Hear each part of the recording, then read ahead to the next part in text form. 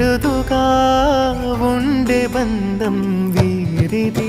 ఈ తమ్ముడే తన అక్క కమ్మై లాలించే లాలించే, అక్కకే తను కన్న తండ్రై పాలించే పాలించే.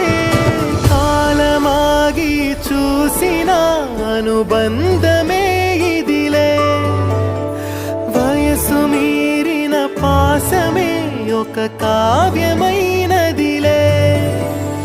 రేపలా ఎప్పుడు కంటి పాపగ కాచులే.